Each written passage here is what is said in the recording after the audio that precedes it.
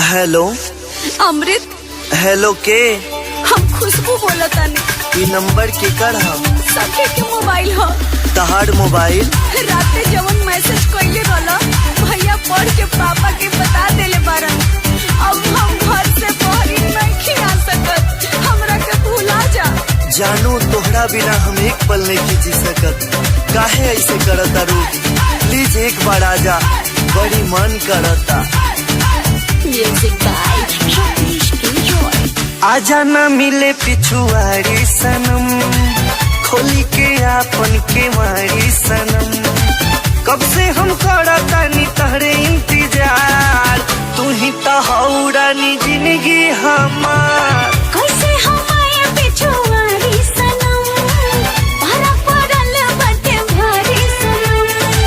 घरवा के लोग हमर ले ली जान, एही से कहतानी बतिया लो मान।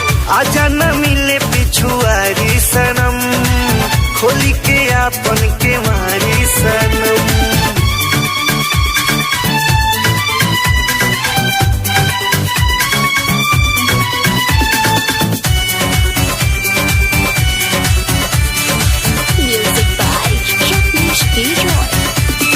सुनला अपना आशिक के तू इतना जंतर पावा।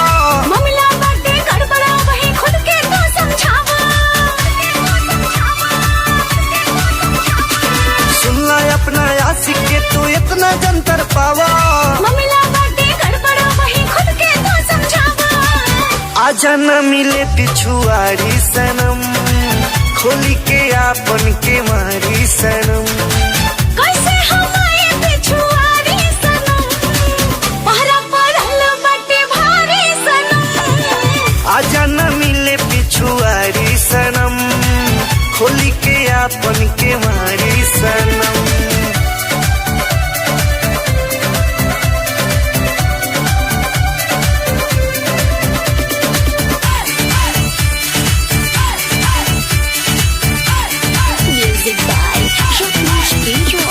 पहला जवन चिट्ठी पकड़ाइल बाटे घरे, एही से का कॉलेज रानी आवत नहीं खुदारे। पहला जवन चिट्ठी पकड़ाइल बाटे घरे। एही से का कॉलेज रानी आवत नहीं खुदारे। कैसे हमारे पिछुआरी सनम, पहरा पड़ल बाटे भारी सनम। लेला मजा तू पिछुआरी सनम, खोली के आपन के मारी सनम। कैसे हमारे पिछुआरी सनम, पहरा पड़ल बाटे भारी सनम।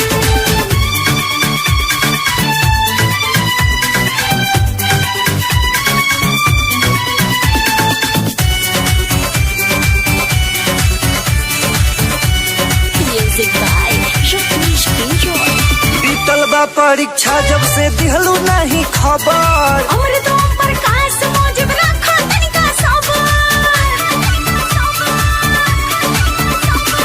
बीतल बा परीक्षा जब से दिहलू नहीं खबर। अमृतों प्रकाश रोशन रखा तनिका सबर। आईबू ना खुशबू पिछुआरी सनम, हानि के आईब छरदा वाली सनम। मिले हमारे पिछुआरी सनम, खोली के अपन दुआरी सनम। आजा न मिले पिछुआरी सनम, खोली के आपन के मारी